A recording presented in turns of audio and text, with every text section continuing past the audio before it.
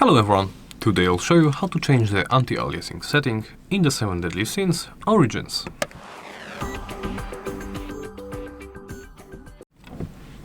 Let's begin by opening Settings.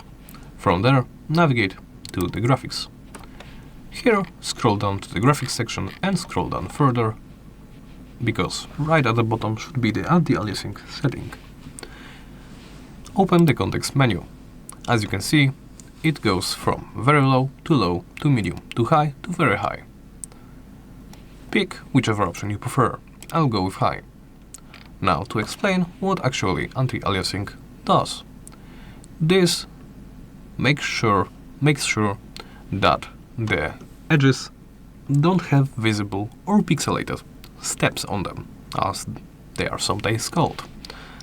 This smooths out edges, especially thin ones, on thin objects.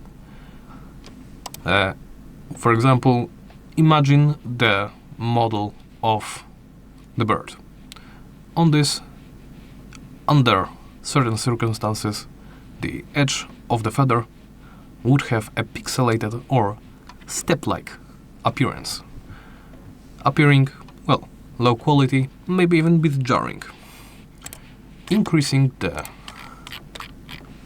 anti-aliasing quality applies a,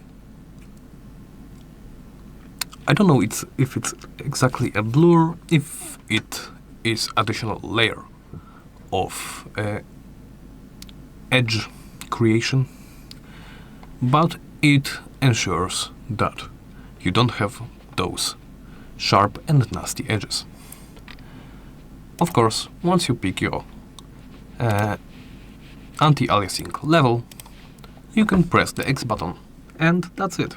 Thank you for watching, and please remember to like, comment and subscribe.